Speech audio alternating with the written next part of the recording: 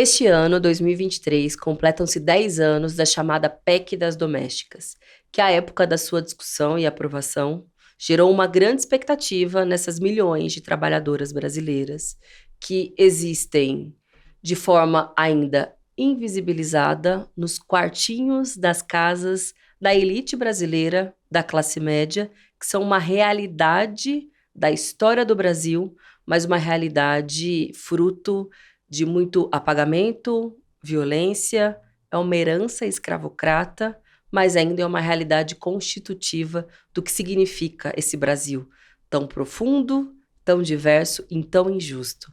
10 anos depois da Lei das Domésticas, qual que é a realidade dessas mulheres, dessas trabalhadoras? Hoje eu trouxe aqui no Fala Mesmo a Verônica Oliveira, que além de falar sobre isso, fala sobre milhares de outras coisas. É uma mulher, mãe, ativista, uma excelente comunicadora. Se vocês ainda não conhecem, vai lá, @faxinaboa. E sem dúvida vai ser um papo muito legal. Obrigada demais por ter vindo. Ai, Nossa, obrigada. fazia um tempo Eu já que eu escuto as queria. pessoas falar e eu pensando, nossa, que pessoa da hora. Ah, que legal. Eu ainda não tô Obrigada. acostumada. Que isso, imagina, uma excelente comunicadora como você. E já me começa dizendo, se você não se importar, como é que você foi parar nesse lugar de comunicadora? Porque é uma história que chama a atenção. Antes de começar, a gente estava conversando, né, de algumas palestras que você deu em escolas da cidade de São Paulo, que se deparava com mulheres trabalhadoras domésticas e que se sentiam, inclusive, envergonhadas de poder fazer uma pergunta para você. A professora me pediu, fui orientada. Não se colocava muitas vezes como sujeito, né? Numa condição de vergonha, talvez, pela condição que ela estava ali. Você rompeu uma série de barreiras para estar nessa condição de comunicadora, de influenciadora. Conta um pouco pra gente. Assim, se eu falar que eu planejei alguma coisa, eu tô mentindo completamente. Eu fiz uma postagem no Facebook para divulgar o trabalho de faxina no momento em que eu precisava de clientes. E eu queria que, através daquela postagem, as pessoas me conhecessem. O comum, quando você vai procurar uma faxineira na internet, elas primeiro pedem desculpa por estar naquela condição e depois elas falam do trabalho. E eu vi várias dessas situações. Então é assim, nesse momento eu não consigo pagar minhas contas, então eu vou fazer faxina. Meu pai está doente, então para complementar a minha renda eu vou fazer faxina. E eu estava saindo do telemarketing e focada em trabalhar como faxineira. E eu queria que as pessoas entendessem assim, estou fazendo isso porque eu sou muito boa nisso. E isso já foi uma quebra no comportamento geral das mulheres que ofereciam o serviço. Ou seja, eu não tô me justificando, tô procurando um emprego, sou boa no que eu faço. E aí eu fiz essa postagem de uma forma que eu também queria que as pessoas me vissem. Porque você não vai chamar uma pessoa desconhecida para entrar na sua casa, é estranho. A gente sabe, a gente vive com medo. E aí eu pensei, se a pessoa me conhecer, ela vai se sentir à vontade. E aí eu pensei, tá, e o que eu gosto? Se olhar pra minha cara, dá pra saber o que eu gosto, porque tudo que eu gosto eu tenho tatuado. Então eu tenho nome de filme, estrelinha do Super Mario, tem um temaki porque eu gosto de comer, tem uma xícara de chá porque eu gosto de tomar chá. E aí, realmente, assim, eu tenho a minha família. Ah, que lindo, eu não tinha reparado na família que tá tampada. Eu tenho a minha família. Eu tenho, então, assim, são várias referências. Aí, depois que eu comecei a trabalhar com faxina, eu fiz um rodo, uma vassoura. E tenho nome de banda, nome de música. Então, eu pensei, é isso que eu sou. E aí, eu resolvi fazer cartazes de filmes com a minha cara. E colocando no mundo da faxina. Então, o primeiro foi o cartãozinho do advogado do Breaking Bad, o Sol. E aí, eu coloquei a minha cara no lugar da cara dele. E tinha todo o formato do cartão, mas escrito faxina boa, o número do meu telefone. E na sequência, quando eu fiz, eu achei engraçado, aí eu fiz o do Kill Bill. Então, com o corpinho da Uma Thurman e a minha cara, nunca me senti tão bela. E aí eu falei, esse corpinho aí sim. E aí coloquei aquele, escrevi também, faço faxina volume 1, com o Kill Bill e a vassoura no lugar da espada. Eu não fazia a menor ideia de que aquilo ia alcançar um número absurdo de pessoas. Então, eu tinha 300 amigos. Tinha 10 mil likes no outro dia de manhã. Caramba. E eu falei, mano, e agora? O que é isso? Quem é essa gente? E o pessoal, cara, viralizou, você tá um monte de gente tá vendo. Aí eu fui, 2 dias depois, eu ainda não tinha clientes até a postagem. Aí eu já tinha marcado, eu tava na casa da minha amiga. limpando. E aí o telefone tocou e era da TV querendo fazer uma reportagem com a faxineira famosa. Aí eu desliguei na cara da pessoa, porque eu falei, você tá me tirando? Meu telefone tá na internet, você tá pensando que aqui é bagunça? E desliguei na cara da produtora. Aí ela explicou de novo. Foi o melhor dia de trabalho. Por quê? As meninas que moravam no apartamento ficaram sabendo que a televisão ia gravar lá, elas começaram a arrumar a casa. Aí a gente arrumou todo mundo junto muito rápido para chegar a equipe. E aí foi um momento em que as pessoas viram, e aí cresceu mais ainda. Então eu cheguei no mesmo dia a agendar 60 faxinas. A pessoa tinha que esperar 2 meses para chegar na casa dela. E foi uma loucura. Aí eu pensei, beleza, pera, tem muita gente aqui, elas estavam me adicionando no meu perfil. Falei, eu não quero esse povo aqui, não. Aí eu criei a página. No dia da criação da página, tinha 6.000 likes. Caramba. Aí eu fiz um texto que eu falei, tem um espaço aqui, por que eu não vou ficar só postando? Me chama, me chama. Não. Aí eu fiz um texto falando de como era trabalhar. Aí, com o tempo, e eu passei a atender as outras pessoas, eu comecei a falar de várias coisas. E, inclusive, eu acho que nesse primeiro do Kill Bill, eu falei que... Porque amigos já estavam sabendo, e alguns perguntaram se eu não tinha vergonha. Aí eu lembro que eu falei assim na postagem, eu tenho vergonha de quem usa Crocs e de quem fala bolsomito. De resto, eu não tenho vergonha de nada. E aí as pessoas, tipo, isso 2016, já tava. E aí as pessoas realmente me viram. Eu falei, olha, eu estou trabalhando com isso porque eu gosto, eu tenho filhos, minha profissão hoje no telemarketing não me deixa sustentar a minha casa. Então foi uma sequência, assim, em 2015, a empresa onde eu atendia faliu, eu pagava aluguel, e aí eu falei, cara, e agora? Caramba. Então eu tive que entregar a casa e fui morar com uma amiga. Quando começou a se aproximar o golpe, ela falou assim, eu não quero morar no Brasil. Aí eu comecei a desesperar, eu falei, tá, se ela for embora, eu vou morar onde? E aí ela começou a vender tudo. Vendeu roupa, vendeu os móveis, vendeu as coisas. Aí eu falei, beleza, arrumei. Aqui dentro ainda, e agora? Aí eu consegui um outro emprego que me pagava um salário mínimo e R$4,50 para comer. 2016. Aí eu falei, beleza, vamos que vamos. Fui morar num quarto, num cortiço, do lado de onde eu morava, que era uma vilinha de casas com portãozinho eletrônico fechado, e as pessoas me conheciam de ver na rua. E aí eu fui morar do outro lado da rua, num cômodo de 3 metros quadrados, que dividia banheiro e tinha na área comum ali um tanque para você lavar a roupa e uma pia para você lavar o rosto. E aí, de repente, eu tava lá dividindo o banheiro com 40 pessoas que eu nunca vi, ganhando R$1.000 de salário, só que tinha desconto. E aí eu terminava o mês com R$680. Caraca. E o quartinho custava 500, porque era do lado do metrô. Aí eu falei, beleza, como é que a gente vai viver? Aí comecei a fazer dívidas, e ficar doente, porque é isso que sobra, assim, eu não conseguia levantar da minha cama para ir trabalhar, porque nada que eu Doente fizesse... física e mentalmente. Sim, e aí nada que eu fizesse ia resolver. Alerta de gatilho. Assunto relacionado a suicídio. Aí, no final de 2016, quase um ano morando naquele lugar, eu tentei suicídio, porque a gente tava com fome. E eu vi meus filhos com fome, e eu não queria aquilo. Eu falei, eles não merecem morar, dormir no chão, num lugar de 3 metros. Eu esticava os braços e eu encostava nas 2 paredes de casa. E aí eu falei, eu tô cansada disso aqui, não é isso que eu planejei pra minha vida. E aí eu sou mó ruim, vocês estão vendo que eu tô aqui, não sei me matar. Aí não funcionou, e eu fui internada numa clínica. Porque eu trabalhava e tinha convênio.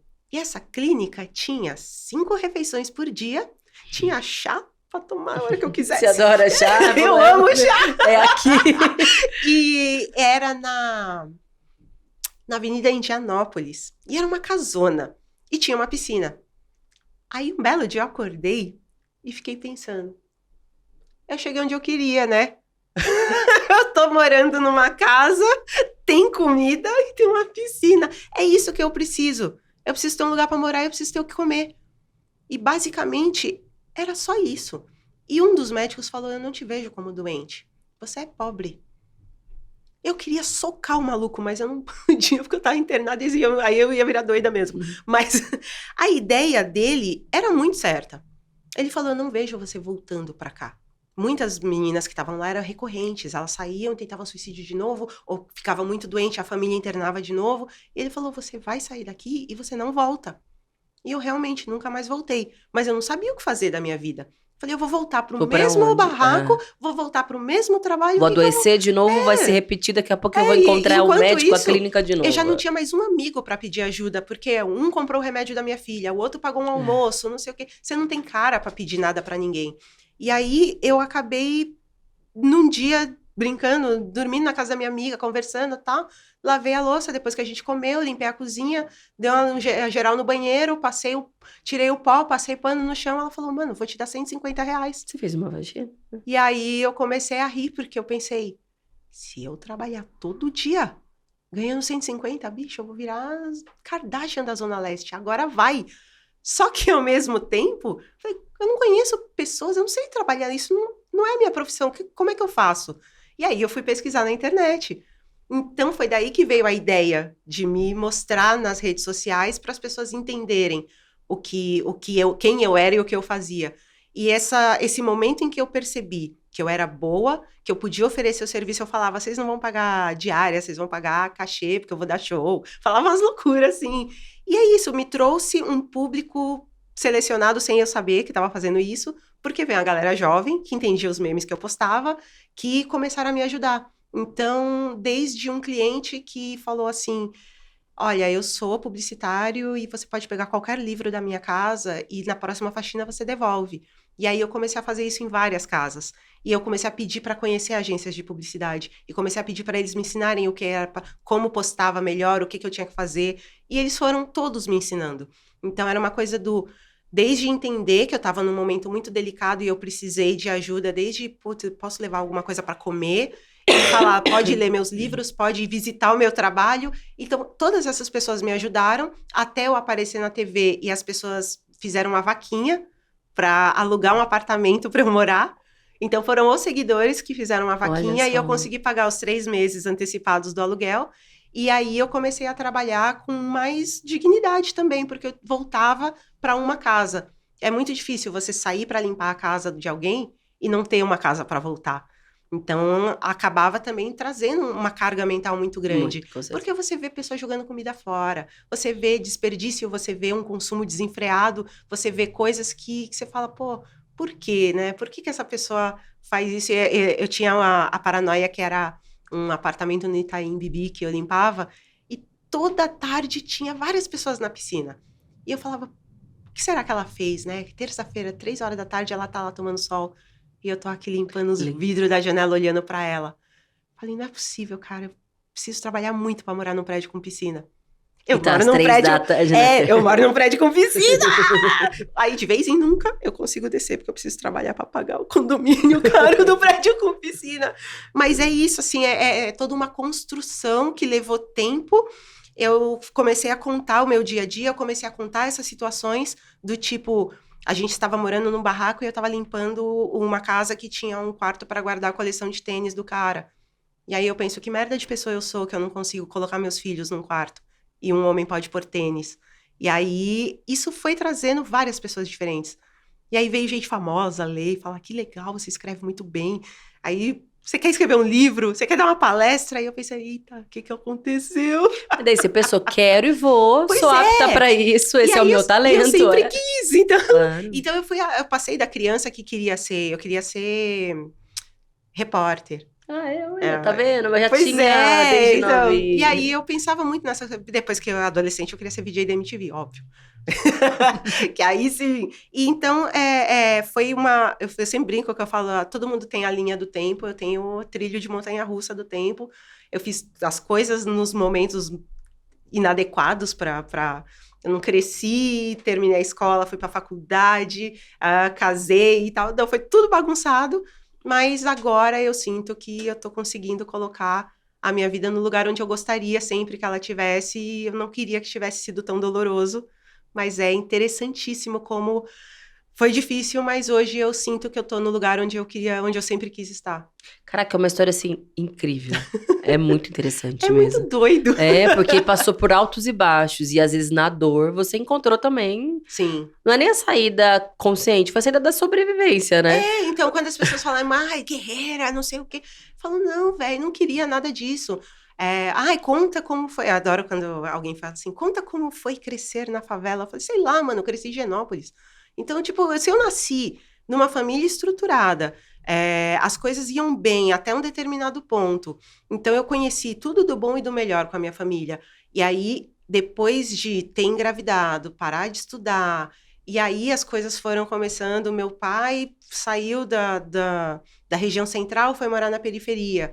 E aí eu fui trabalhar em call center. E aí as coisas foram gerando uma sucessão de acontecimentos que me fez, depois com a falência da empresa, tudo foi me levando a conhecer um outro mundo que eu não fazia nem ideia da existência dele.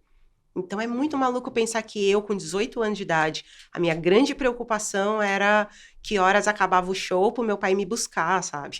Então, de repente, eu sempre tive tudo que eu queria. Então, de repente, a minha preocupação era cortar um pão em 3 e falar assim, vamos comer isso aqui. Às vezes eu não dava, não Pra comia o garantir que as meu, crianças e aí comessem, deixava eles claro. comerem, e é doido pensar nisso. Então, eu sempre acho que não importa a sua origem, não tem nada que te blinde de perder tudo. Todo mundo tá muito próximo de algo acontecer e você perder tudo. Então, eu fico muito agradecida de hoje estar conseguindo reconstruir, e muitas das coisas que eu sonhava quando eu era adolescente, eu só tô podendo fazer agora. Então, eu aprendi a dirigir agora, eu tô tão feliz. Eu arranho todos os carros que eu pego, mas eu alugo o carro porque eu comprei um velhinho e bati. E aí, foi um baita de um acidente, eu quase morri. Caraca. E aí, foi tenso. E não foi culpa minha, mas uma pessoa bêbada cruzou na minha frente, a frente do meu Nossa. carro pegou no dele. Isso foi em Santana. E eu subi no canteiro e bati numa árvore. E meu carro não tinha airbag. Então, eu bati o rosto, o volante quebrou 2 costelas e o cinto quebrou o externo. E eu fiquei presa nas ferragens. Então, é uma sequência de coisas. Eu fico brincando que eu falo, não é pra eu morrer, bicho, tem coisa pra fazer. Com certeza. Porque senão eu já tinha ido. E eu tô começando a me apropriar dessas coisas, de falar, eu sou uma comunicadora, eu sou uma escritora, eu sou uma sobrevivente, e se eu tô aqui, eu tenho alguma coisa pra fazer que é importante. Então, desde um adolescente que escreve pra mim nas redes sociais, que ele passou a apreciar os prestadores de serviço corretamente, porque ele começou a me seguir, muito... Nossa, mudar a cabeça de adolescente, bicho, eu já mudei o mundo. Difícil. Acabou, Olha, eu já claro, fiz algo. uma obra de arte mais difícil de ser feita. Ele falou que ele jogava o lixo no chão e falava, eu tô dando emprego pra ela. Não. Aí eu pensei, comum, né? eita, esses moleques da classe média que não aprende. E aí ele falou, pô, eu tô errado, eu não sabia o nome dela, eu estudo aqui desde o pré. E aí ele perguntou o nome da faxineira da escola e começou a não jogar mais o lixo e cumprimenta ela. Então eu falei, pô, eu criei uma sementinha que mudou esse moleque.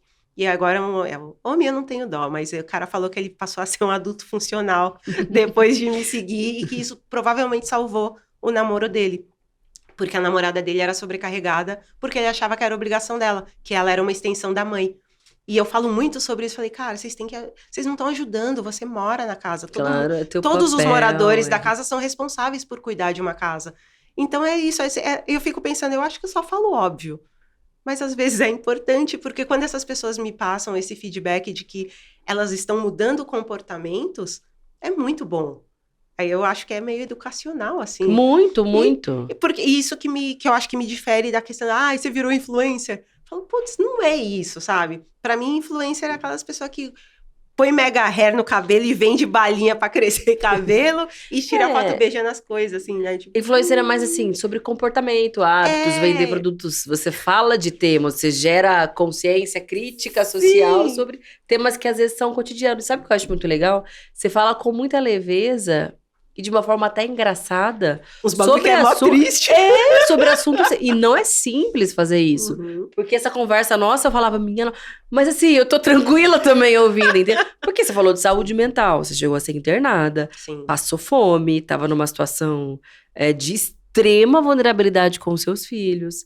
Uma situação de humilhação, muitas vezes, se vê num ambiente sendo maltratada ou mesmo vendo uma injustiça bizarra, mas você fala isso com tranquilidade. Acho que isso explica também, claro, você tem outros milhões de talentos, mas isso explica também parte do sucesso, eu acho. E antes da gente começar, a gente falou de uma notícia que saiu hoje, da tal da lista suja, que basicamente, assim, umas madame, eu não entendi muito bem de qual bairro, mas já algum desses aqui, de São Paulo, não importa. Esses aqui. Esses aí que a gente sabe bem. Umas madame, acho que era grupo do WhatsApp, não sei. Fizeram uma lista suja de quais são as faxineiras que você não deve chamar porque elas não são boas. Por que elas não são boas? Porque é abusada, porque é muito rebelde, porque a outra acha feia, porque a outra acha gorda. E assim, isso é crime, galera. Inclusive, o Ministério Público já tomou as devidas providências para enquadrar essas pessoas. Você passou por situações assim? Você sabe de pessoas que passam por situação assim? Você lida com situações assim nas suas aulas, através das suas redes sociais, das suas intervenções? Eu me lembro uma vez de uma situação em que eu passei por um abuso muito grande dentro de uma casa e eu não só não fui embora, como eu não tive coragem de expor o que aconteceu. E aí a minha filha falou assim, você não pode deixar as pessoas fazerem esse tipo de coisa com você. Foi uma situação tão bizarra. Mas é porque eu imagino que você sentiu medo, vergonha... Então, e aí eu pensei assim, é porque eu não quero ser exposta na internet. Eu não quero ser vista como uma pessoa que... E aí, agora, quando eu paro pra pensar, eu falo, não faz nem sentido. Tipo, a pessoa que não aguentou um abuso e saiu. Mas aí pensei, e se ninguém mais me chamar, eu preciso trabalhar. E isso é uma coisa muito terrível. E aí, quando eu vejo essas listas, a história são pessoas... tinha uma palavra que eles tinham usado na reportagem, e agora eu não me recordo, mas era algo do tipo... não abusada, mas era mais ou menos essa palavra. E aí eu penso, não é essa a questão. São pessoas que não aceitam ser exploradas. E aí... quando elas cobram os direitos delas, elas são mal vistas pelas empregadoras.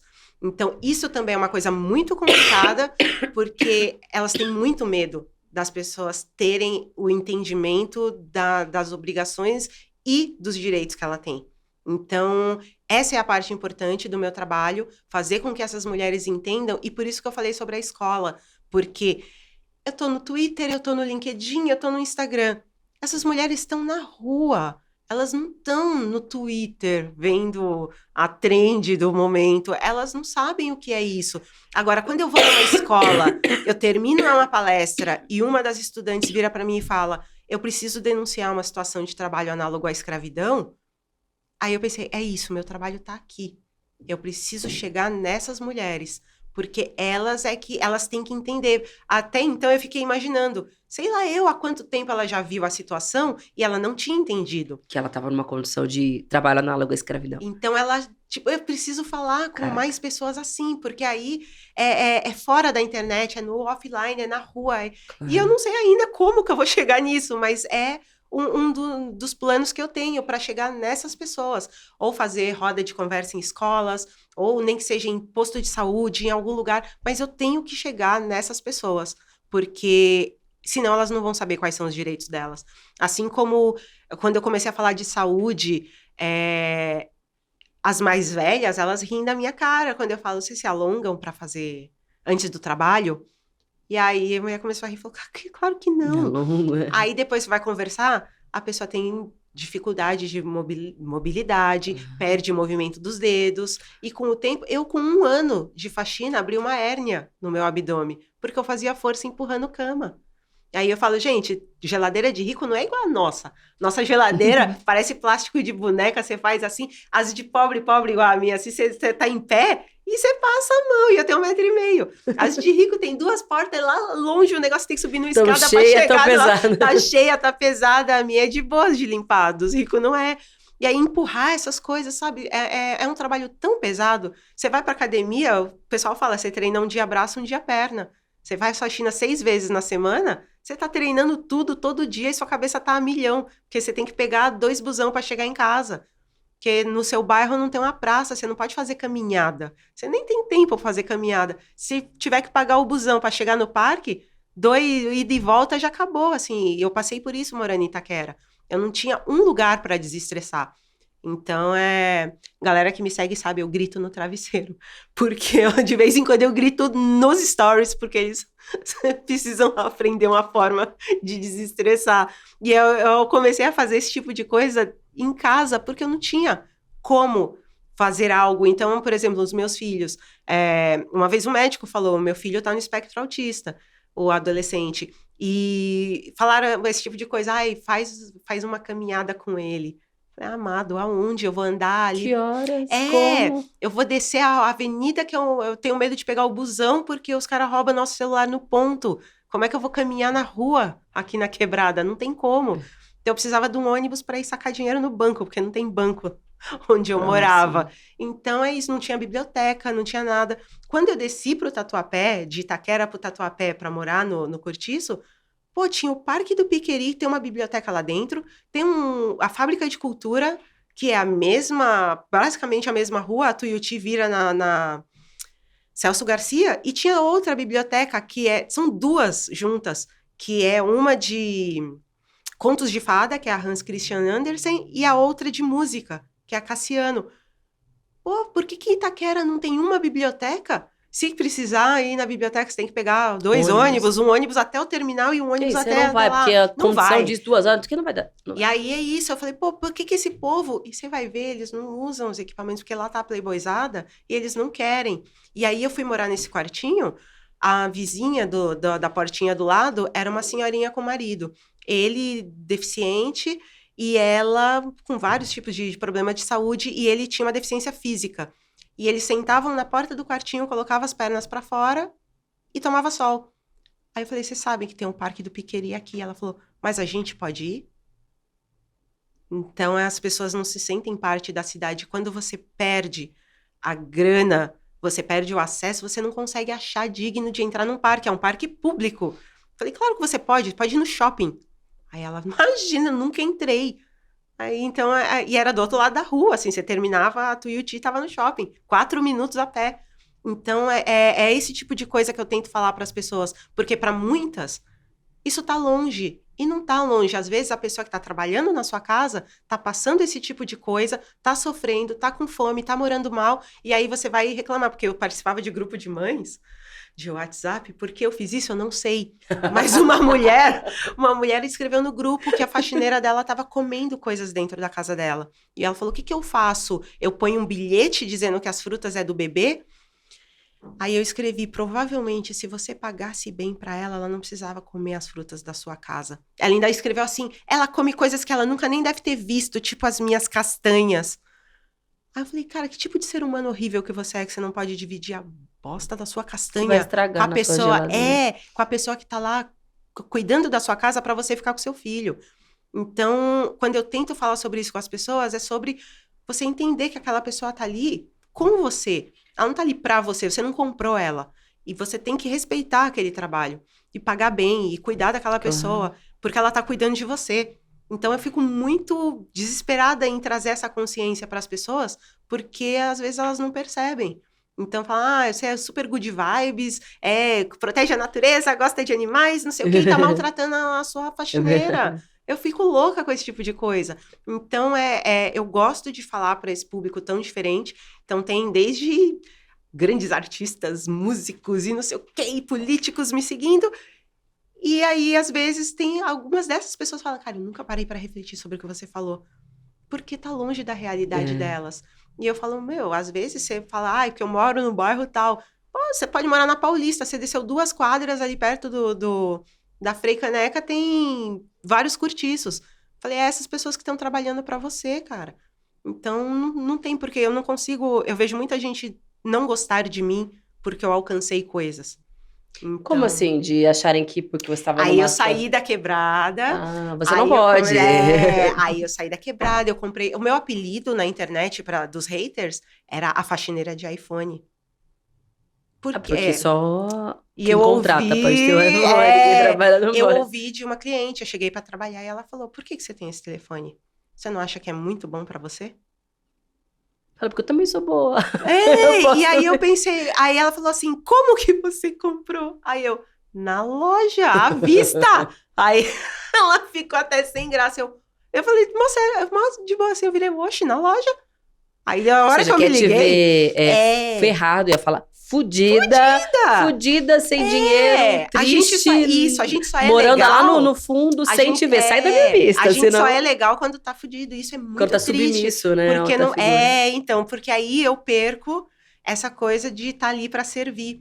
Então, e até, às vezes, até os doidos que querem elogiar, falam umas bostas, assim. Então, já aconteceu de uma pessoa fazer uns stories me marcando, ela falando, gente, eu vi na internet uma moça incrível, porque, assim, ela é faxineira, mas é o tipo de pessoa que poderia conversar comigo. As pessoas nem percebem quanto elas passam vergonha, meu Deus do céu. E eu pensando, rapaz, quem disse que eu quero conversar com você? Sai daqui, mano. Como é que é o meme? Mona, você é maluca? Não quero conversar com você. Então tem essas percepções. Então as pessoas, elas esperam de mim que eu nunca tenha tido acesso a coisas boas. Então elas começaram a se surpreender quando eu falei, não, mas eu cresci em Higienópolis. Mas então eu já estudei num colégio bom e é muito provável quando as pessoas falam, lá o exemplo dela.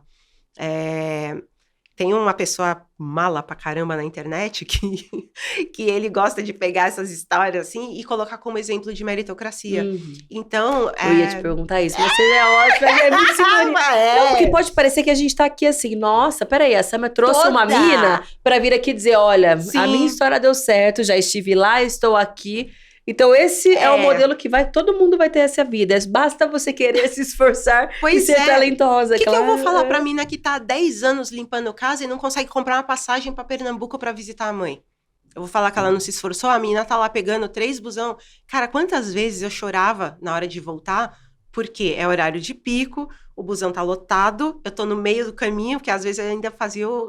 Eu sempre falo que é o auge da humilhação do paulistano, que é você ir até o ponto final só para pegar o busão ou o metrô vazio.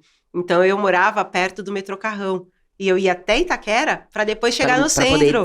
Para poder ir sentada. E eu falo, cara, não é factível você viver com esse tipo de preocupação. Tipo, ou eu acordo muito cedo, ou para poder fazer isso e ter um mínimo de dignidade de ir tranquila no transporte, mas depois que eu atravessei a cidade, limpei uma casa inteira, porque a galera deixa a casa apodrecer para chamar a faxineira. E aí, me matei de trabalhar. Tô mancando, porque depois eu fiquei com vários problemas de saúde. Então, eu tenho um problema na coluna por causa da faxina. E aí, uma época, eu mancava muito por causa da lombar. E aí, eu ficava em pé no ônibus e às vezes minha coluna não tava aguentando, assim, eu começava a chorar. Então, várias vezes eu falava, quando é que isso vai acabar? E nunca foi porque eu não gostava do meu trabalho, mas eu queria ter condições dignas para exercer esse trabalho. Da mesma forma que eu saí no meio da pandemia de Itaquera e fui morar mais perto do centro, porque, 1, eu tinha ficado grávida, 2, não tinha delivery onde eu morava. Então, todo mundo falava, é só pedir o mercado na sua casa. Rapaz, não tem isso onde eu moro. E não tinha internet. Eu tinha uma internet via rádio. Eu me sentia na roça. Como é que eu ia trabalhar com rede social sem ter uma internet boa? Aí uma vez eu fiz uma live com a Ana Paula Padrão. Eu tava me achando. Falei, nossa, agora que esse povo do prédio vai me respeitar, louca, né? Tipo, porque a galera sabia que eu era faxineira e não falava oi pra mim. E aí, tinha essas também. E aí, a live não funcionou, porque a minha internet travava e eu comecei a chorar no meio da live. E eu pensei, eu preciso ir embora daqui. Agora... se eu tivesse morando num lugar onde eu tivesse uma praça para levar meu filho, onde tivesse uma escola de qualidade, onde eu não precisasse pegar um ônibus para sacar dinheiro, eu não ia sair de lá. Então, a minha ideia é de que a periferia tivesse coisas para que a gente vivesse lá com tranquilidade, para eu não ter que sair de lá. Eu não tenho nenhuma tristeza de falar, eu morei em Itaquera. Não, é mó da hora Itaquera, mó saudade, Zé. A galera me vê e fala, Zé, até hoje. Então, eu tenho saudade do lugar, mas eu tenho total saudade de vontade de ter conforto. E aí parece que fala, você quer o bom do melhor, não sei o quê. Eu falei, cara, eu quero... pra todo mundo. Eu quero pra todo mundo. Mas todo mundo pode ter, tem que ter. É isso, é o mínimo pra gente. Então, não tem como você querer exigir das pessoas que elas tenham uma baita de uma performance, que elas sejam bons profissionais, bons alunos, bons não sei o quê, se a gente não tem casa, comida e transporte, nossa, cara. Exatamente. Muito Não bom quero te ser ouvir. política, sai. Você tá fazendo cara de quem... Você fez uma cara de, olha, Mas é que às você vezes não já quer. é, você nem sabe. Você só não tá naquele lugar sadio, gostoso, salubre, Sabe o que eu seguro. Mas eu penso não, porque nisso. é uma forma de fazer política. Porque você usa estratégias mil de comunicação para falar de temas que são muito profundos, constitutivos da sociedade brasileira, de coisas que têm a ver com uma herança escravocrata bizarra, que acho que o Brasil é que mais tem essa característica de todos os países do mundo. E você fala desses temas que são absolutamente profundos de uma forma ótima. Isso é fazer política, entende? Pois Porque é chegar mais longe, é engajar outras pessoas, é se conscientizar. Não necessariamente, claro, seria muito interessante, mas não necessariamente significa... A política partidária em si. Exato. Eu brinco muito que toda vez que alguém me pergunta, eu falo assim, eu não tenho letramento. Hoje em dia eu já não acho que isso seja tão importante, mas eu me saboto muito com essa coisa do eu não tive estudo. Eu Síndrome só da fiz impostora, Pois Verônica, é, aí, tadinha. você não quer participar, não sei o que, na TV? Eu falei, mas eu não aprendi a fazer. Aí, várias vezes, eu passei muito por isso. Você não quer fazer? Não sei Não, fazer. eu te entendo, mas assim, toda vez que eu escuto isso, geralmente tem É sério, porque tem geralmente mulheres que falam coisas assim, geralmente são mulheres, já começa por aí. Sim. Muito dificilmente, às vezes, você encontra, raridade. Muito dificilmente você vai encontrar um homem que tem que se impõe essa barreira, que se rebaixa dessa forma. Segundo, qualquer coisa que você for dizer, e eu falo porque eu estou lá no Congresso Nacional, no meu 5º ano, qualquer coisa que você for dizer vai ser muito melhor do que 90% das coisas que eu escuto ali. Em conteúdo, em qualidade, em performance. Fala assim, não, que eu fico com vontade de ir. Porque, ó, Aquilo ali sabe o que eu já é do lembrei? baixo nível tão grande. E a turma que tá lá é herdeira política. Sim. Tá lá porque o pai tava, É. o tio tava, o irmão tava, porque o pai foi governador. Então, assim, não tem trajetória. A representação política brasileira hoje não é de classe trabalhadora, de mulheres trabalhadoras, filhos da classe trabalhadora, gente que entende da vida da periferia. É gente que tá ali porque foi todo pavimentado pra estar ali. Sim. É óbvio que tá ali, entendeu? Eu penso muito nisso quando eu tenho a intenção de dar um bom estudo para os meus filhos, porque eu falei, e hoje eu tava falando isso com um amigo, as escolas públicas, elas têm aparência de cadeia para meio que fazer você parecer, para te dar essa continuidade. Tu vai ficar ali, aprender a ser peão, se der errado, você vai pra cadeia e você já sabe como é. Você tá acostumada a estar numa sala que tem grade na janela. E aí, eu falo, eu não quero que os meus filhos aprendam a ser peão. Eu quero que eles pensem, eu quero que eles tenham senso crítico, eu quero que eles entendam o certo e o errado, convivendo com pessoas diferentes. Então, é uma preocupação que eu tenho, que as pessoas tenham esse acesso. Contei recentemente também uma história no meu próprio podcast, que o meu filho, ele tá com 14 anos, ele até hoje tem um problema intestinal, porque a escola pública onde ele estudava, nenhum banheiro tinha porta. Então, os meninos não faziam cocô. Caraca. E aí, o meu filho segurou a vontade de fazer cocô por tantos anos, que até hoje ele tem problemas. E aí, ele precisou fazer lavagem intestinal no hospital diversas vezes. E aí, quando ele entrou na escola particular, ele falou, por quê? Por que é assim? Uma vez a gente foi na casa da Andrea Werner, eu amo essa história. A gente começou, ele falou assim, a cidade ficou diferente. Da quebrada pra onde ela morava. Aí ele falou, vou usar o meu andar elegante. E começou a andar assim. Ele é burro. E aí ele comentou isso, aí falou, mãe, o que a gente fez de errado? Que a gente não tá aqui. Como que eu vou explicar isso pra uma criança, sabe? Falar, eu não errei, filho. O mundo errou com a gente. Então a gente tinha que estar todo mundo comendo bem, morando bem. E é difícil explicar isso pra eles e falar, pô, a gente tem que lutar pra sair disso. Aí vem os Zé Mané, quando eu tô em cima de um palco, e fala assim, uhul, favela venceu. Falo, como é que a favela venceu? Se eu chegar na minha quebrada, tá todo mundo do mesmo jeito que eu deixei quando eu saí de lá. Então, venceu. Uma pessoa vencer não significa nada. Então, eu tento fazer com que essas pessoas entendam formas de... quando eu falo sobre... E é isso, eu acho que isso é fazer política da forma que eu consigo. É falar para essas meninas consumirem no bairro dela, porque a gente tá cansado de fazer faxina, comprar as coisas no centro e ir pra quebrada. Falei, não compra lá. Compra no seu bairro. Contrata outra mulher para fazer qualquer coisa que você precise. Então, tentar colocar isso na cabeça das pessoas. E dos homens também, deles entenderem que não dá para você construir uma sociedade melhor colocando as mulheres num lugar mais baixo. E aí, sei lá, eu fui fazer uma palestra na Caixa Econômica para as mulheres no Dia da Mulher. E aí, todos os cargos de liderança estavam sentados na frente. E não tinha nenhuma mulher. E aí, eu falei assim... Coloquei um slide falando... Homens. Aí tinha um slide, homens. Aí eu virei... Você sabe se o seu colega tem filhos? Aí um olhou pro outro, ficou meio assim, aí o outro fez assim, tenho 2, e o cara fez, oxi! É mesmo? E aí eu falei, sabe por que vocês estão sentados na frente? Porque vocês acham que isso aqui atrás é coisa de mulher. Elas estão lá cuidando para vocês, fazendo, arrumando o caminho para vocês estarem sentados aqui na frente. Então eu vim falar aqui no Dia da Mulher que vocês não estão exatamente dando oportunidades para as mulheres.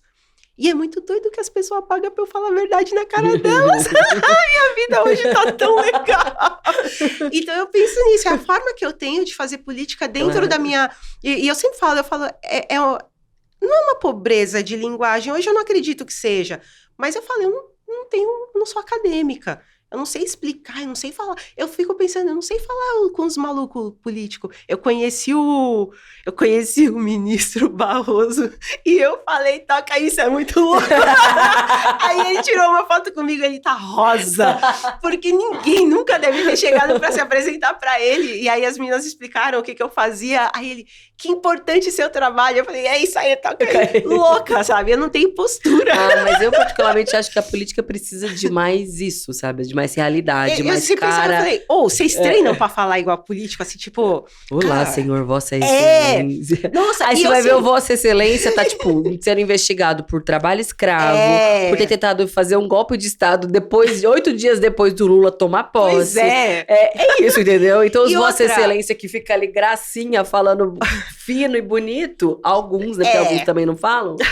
não tem realidade, não tem expressão de vida do povo brasileiro. Então uma não coisa importa, não. Uma coisa que eu fico pensando também, o tempo de quebrada me fez aprender uma argumentação que é irrefutável. E se eu entrasse pra política, certamente eu ia responder todo mundo com teu cu. Às vezes dá vontade. Então, eu não sei me segurar, eu não ia poder. Primeiro que eu ia chorar várias vezes, eu choro muito. E segundo que eu ia responder tudo com teu cu. E eu não posso ser política, então eu tenho que ficar na internet ensinando as pessoas. Porque lá pelo menos eu posso, não tem essa regulação toda. Eu não sou... minha mãe fala, você não tem... A gente assistiu uma peça uma vez com a Mariana Xavier. E na peça ela falava, ela era uma faxineira, e ela falava, eu não posso levar meus filhos, não. Esses meninos não têm, como é que ela fala? Não tem postura, não tem comportamento pra sair. E era isso. Minha mãe fala, você não tem comportamento pra andar com esse povo. Eu não tenho comportamento. Eu fui fazer a palestra em Harvard. É tão bom não ter comportamento ali no Congresso, sinceramente. Eu nunca tinha viajado pros Estados Unidos. Aí me chamaram pra falar em Harvard. Eu achava que Harvard era cenográfico, né? Só tem filme e série. E aí eu cheguei lá e existe de verdade o bagulho. Gente, Harvard é de verdade. Mas é meio cenográfico também, não é uma realidade. Total, mas não é, né? É bizarro, assim. Mas, e aí eu fico pensando, embora não seja A Favela Venceu, é de uma representatividade enorme uma faxineira estar falando em Harvard, junto com políticos. Putz, assim, eu perdi uma chance muito importante, não sei se eu posso falar isso, mas o Moro tava lá e eu não bati nele, então eu não sei o que eu... Desculpa, gente, mas tá vendo porque eu não posso ser político? Mas tava no mesmo lugar que o Sérgio Moro, falando sem ter feito nenhuma manipulação de nenhum processo, entendeu? Eu cheguei nos lugares sem fazer mal pros outros, isso é muito da hora. Então, é importante para as pessoas. Eu sempre faço as pessoas ou chorar ou babar, é maravilhoso. Mas, assim, é isso, é essa importância, não mostrar para as pessoas que não dá para a gente se conformar em ser representado por pessoas que nunca pegaram um busão na vida. Como é que eu posso acreditar que eles vão se importar com o que eu preciso se eles não sabem o que eu preciso? Então, a pessoa que nunca pegou um transporte, não foi na feira, não sabe quanto custa 1 quilo de arroz... E aí, como é que ela vai lutar por mim, se ela não sabe como é? Se só tem homem branco, velho, broxa, calvo, como é que isso... Tá vendo? Eu já falei que eu não posso chegar lá. Alguns usam peruca também, você precisa ver. Você assiste ali umas sessões. Eles devem ser muito esquisitos. É uma coisa que eu penso, vocês falam, ai, que o dinheiro compra tudo, não sei o que, os malucos é tudo zoado, os velhos têm dinheiro, é tudo estragadão, mano. Aliás, depois eu falo, não posso falar essas coisas aqui não, só quando eu desligar o microfone. Tá bom. Mas é engraçado, assim, eu não posso confiar o futuro dos meus filhos na mão dessas pessoas. A gente tem que E aí a gente tem que, aí eu falo, né, eu não vou estar lá, mas eu posso ajudar a chegar às pessoas que são importantes para fazer essa transformação. E falando disso, você mencionou a Andrea Werner, eu acho que eu soube da sua existência. Por ela? Por ela, claro. Não, eu acho que a gente gravou alguma coisa juntas. Foi isso, Foi uma live, eu acho, na campanha. Foi uma live na campanha, Sim, foi isso mesmo, na foi campanha isso. dela, não foi que ela tava fazendo um... Sim. Era uma live, era online, né, porque era campanha de vereadora, né, e aí a gente tava naquela lógica híbrida ainda de funcionamento, e foi uma live, foi isso mesmo. Aí eu falei, nossa, então, quando eu conheci ela, foi engraçado também, porque aí vem a desconfiança na cabeça, eu falei, ela é rica, né, como é que ela vai se importar com... Como é que ela vai se importar com os filhos, os nossos porque filhos autistas? Porque a Andrea, gente, pra quem não sabe quem é, muita gente sabe quem é, mas às vezes é importante dizer. E outra, né? Agora eu entendo a diferença de ser rico e não ser rico, mas na minha cabeça, de quem tá passando fome, todo mundo que tem comida é rico. É isso. Ah, claro, porque a condição de desigualdade social no Brasil é tão grande que a pessoa que tem uma vida minimamente razoável vira rica. Sim. Exato. E não tem aquela... né, propriedade, concentração de renda, como a gente imagina. Mas a Andrea Werner, hoje, ela é deputada estadual aqui em São Paulo. Na época, ela era uma ativista, ainda ela é ativista, mas ela era só uma ativista mãe atípica. E você também é uma mãe atípica, né? E o Theo e o Panda têm a mesma idade. Exatamente. Aí a gente combinou isso, vamos se conhecer, vamos sair e tal. Vocês se conheceram nas redes também. E aí, no dia que eles se conheceram pessoalmente, foi bem engraçado, porque ela falou, ele não tem essa coisa, não vai abraçar, não vai não sei o quê. Aí ele ficou mexendo no tablet dele e o Panda sentado do lado. De repente, ele encostou a cabeça no ombro do meu filho. Aí saiu as duas doidas com o celular na mão pra tirar uma foto. Aí, óbvio, quando a gente chegou perto, eles saíram. Um de perto do outro. Que criança é feita pra isso, pra discutir a mãe. Desmoralizar a gente. Desmoralizar sempre. A função desde deles. Bebê, inclusive, eu sei bem. Ai, minha filha sabe falar tal coisa, fala. Aí ela olha pra você e fala, tipo... Fala, desgrama! É isso mesmo, agora você vai ficar quieta. Mas eu vi, acho que foi em 2021, Verônica, não me lembro quando foi uma notícia, de que você tentou matricular o seu filho numa escola e negaram a vaga dele. Depois da matrícula feita e depois de tudo pago. Peraí. Porque se depararam com ele na sala de aula, foi isso? Não, o que faltava era entregar a documentação. Então, eu fiz o pagamento para garantir a matrícula e fiz a assinatura de tudo. E aí, ela falou, agora você entrega a documentação. Então, tinha lá foto, cópia do RG, não sei o quê. E eu coloquei o laudo de que ele estava no espectro autista. Aí, magicamente, ela ligou para mim e falou assim, ai, sabe o que é? Teve um pai que esqueceu de fazer a rematrícula. E aí, como ele já era aluno, a gente quis manter o fulaninho na escola. E aí, seu filho não vai poder se matricular esse ano. Carol, nem imagina a raiva que você sentiu. Você deve ter enlouquecido. E aí, ela falou, você pode subir aqui, a gente vai fazer o estorno do valor. E você pode subir aqui para buscar os documentos dele. E aí, eu subi, era subindo a rua da minha casa. Eu fui tremendo. E ele estava comigo. Aí, eu peguei os documentos de volta. E ele virou para mim... chorando e falou assim, as pessoas não gostam de mim só porque eu sou autista? E aí eu peguei, e é meio automático, a gente vira meio doidão, depois fica na internet. A gente tava falando disso ontem com meu marido, que eu virei meio onça. A gente fica depois louca, que meu filho e assim, e eu com essa coisa do celular, não sei o quê, eu peguei o celular e fiz um vídeo, chorando. E ele tava chorando, e ele falou, acho que ele falou alguma coisa do tipo... Por que eu não posso ser aceito só porque eu sou autista? Alguma coisa assim, as escolas não podem fazer isso. E aí, eu comecei a falar alguma coisa chorando também, hoje eu já nem me lembro mais. Porque deixou a emoção falar, né? Aí eu só sei que o bagulho foi compartilhado pelo Luciano Huck, Xuxa, Lázaro Ramos. Tem, sei lá, 2 milhões de visualizações esse vídeo. Então, foi parar em muito lugar. E aí, o Luciano Huck me chamou pra fazer um vídeo onde a gente explicava que existia a Lei Brasileira de Inclusão. Inclusão, exatamente. Então é isso, assim, eu faço a política dentro daquilo que eu consigo, porque precisa. E aí Não, foi e muito assim, engraçado. Porque então nós alguém... virar pra escola e falar, querida, mas agora sou eu que não E aí quero eu não matricular o meu mas filho eles aqui. me ligaram falando. Eu quero qualquer outro lugar, mas aqui eu não quero. E vão responder na justiça pelo que fizeram. Depois que a Xuxa postou, eles ligaram. Ai, a escola tá de portas abertas pro seu filho, a gente vai dar bolsa. Eu falei, eu não quero nada. Aí, e depois eu até me atentei numa coisa que ele comentou depois. Aí ele falou, aquela escola tem 3 andares, não tem elevador, não tem rampa. Ninguém diferente pode estudar lá. E aí, é tão maluco isso. Meu filho é muito esquisito, cara, não é uma criança normal.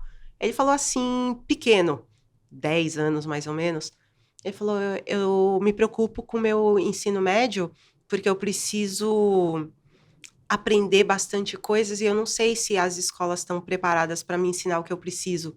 Talvez eu tenha que estudar em outro país. Aí eu pensando, com que dinheiro, caraca, você tá maluco? Mas eu percebo a preocupação dele de falar, e se aqui não tiver um lugar que me aceite? Então, ele entende as coisas de uma forma... E ele fala, pô, eu quero trabalhar com tecnologia. E aí ele fala, pô, tô na escola pública, eles vão ensinar sempre a mesma coisa. Ele não gostava do modelo, porque ele fala, pô, eles ficam me obrigando a escrever com letra cursiva quando eu não consigo. E eu entendo o que eles estão falando. Eu não preciso escrever daquele jeito, eu só preciso fazer. E ele falava, eu já sei o que eles estão... Isso eu ficava doida. Porque eu falava, você é meio metido, né, cara? Eu já sei o que eles estão falando. Aquilo não me atende mais. E dá muita dó, porque eu não podia fazer nada por ele. Até hoje, assim, definitivamente, dentro das possibilidades que esse menino tem, eu não consigo ainda atender o que ele tem. Eu não consigo dar os cursos que ele poderia fazer, eu não consigo ainda, não cheguei nesse ponto de ter condição de oferecer para ele algo que faça com que ele vá parar, sei lá eu, em grandes empresas. Esse moleque ele foi convidado para conhecer o Google, ele contou para os funcionários do Google histórias que eles não sabiam sobre o próprio Google. E aí, porque uma época foi o hiperfoco dele. Ele era piradaço com o Google. Então, ele sabia data... É meio Que maluco. legal. E aí, ele já teve com Super Mario, com mapas, decorou todos os mapas, todas as coisas. Agora é o Mega Man, eu não suporto mais esse menino falando sobre Mega Man. E é um jogo do meu tempo, né? É que tem as versões novas que eu não consegui acompanhar. E aí, ele vai se aprofundando naquelas coisas. Então, ele fala, eu não sei matemática. Mas o moleque aprendeu a ler partitura com uma aula só. Ele conseguiu tocar piano na primeira vez que ele viu um piano. Então, eu sei que ele tem muitas possibilidades. E aí, eu fico louca, porque eu falo, como é que eu vou alimentar isso sem a gente ter imagina, acesso? assim, se as escolas negam a matrícula, provavelmente Aí o moleque vai virar um gêniozinho, vai falar, olha lá, ó, o moleque tem essa potência. É. E assim, você imagina que era uma escola privada, mas mesmo escola Sim. pública, assim, elas são obrigadas por lei a matricularem os alunos. Acontece Então, meu a não filho matrícula. não participava da aula numa escola pública, ele era colocado para fora, ele não participava de atividades em grupo, e o auge que me fez colocar ele, mesmo sem ter condições de pagar a mensalidade, eu tive que fazer, nossa, milagres no orçamento, foi uma funcionária tentou conter ele numa crise com a unha. Com a unha? Ela apertou ele de um jeito que ele chegou em casa sangrando. Os 2 braços todo arranhado, descendo sangue. E aí eu falei, pô, não dá. E aí as escolas falam, a gente não tem profissional preparado, a gente não tá adaptado para receber seu filho. E assim, ele não tem nenhum tipo de deficiência cognitiva. Mas às vezes é o barulho alto, é a gritaria todo dia, na hora do intervalo, eles me ligavam que ele estava descontrolado. Era o barulho no intervalo. E assim, não pode deixar o menino dentro da sala. Se todo mundo saiu, não pode ficar um sozinho dentro da sala. Então, eles não conseguiam adaptar coisas simples. Sim. Do tipo, deixar ele escrever com letra de forma... porque só pode letra cursiva. E são coisas muito ridículas.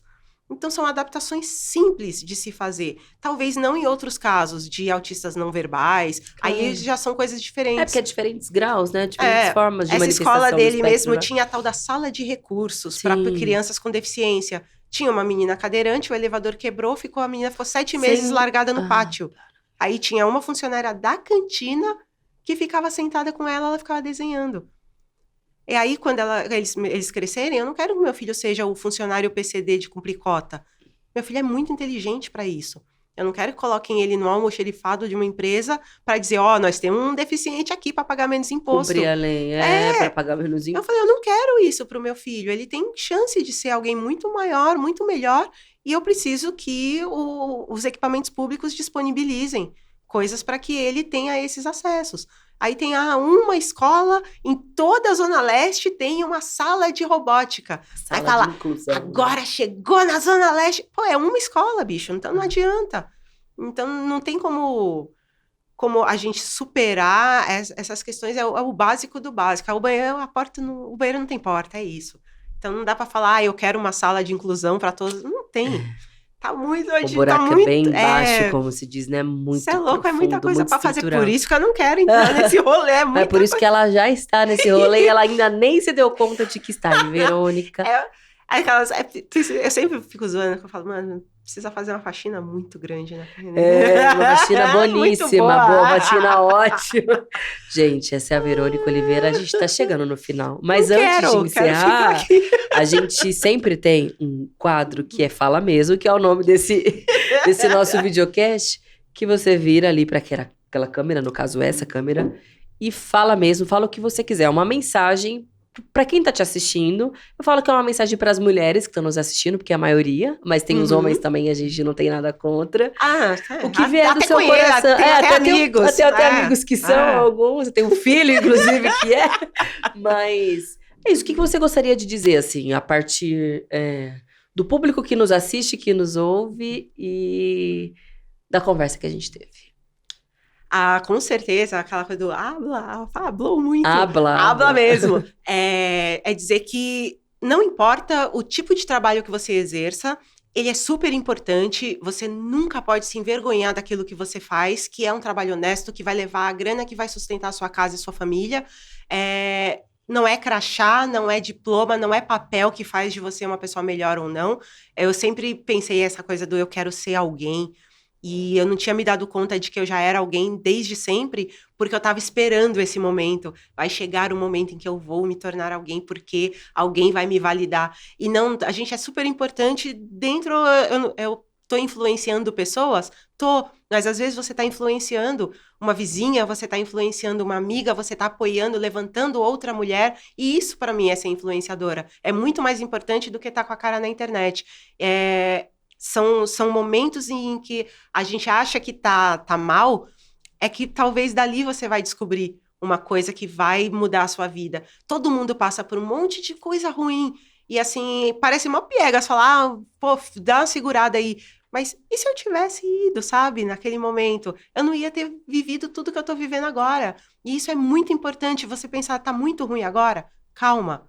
Não, eu ia falar calma que piora, mas é mentira. Não, melhora, sabe? A gente se esforça para que melhore. Mas eu não quero que melhore só para mim. Eu quero que melhore para mim, eu quero que melhore para você, eu quero que melhore para a Sâmia, para os nossos filhos, porque é isso, a gente está aqui como sociedade. Então, sempre que você puder, levanta outra mulher que está com você. Homens, isso serve para vocês também. Vocês não têm que colocar uma mulher para baixo para que você se sinta melhor. Você pode ser muito bom com uma mulher da hora do seu lado.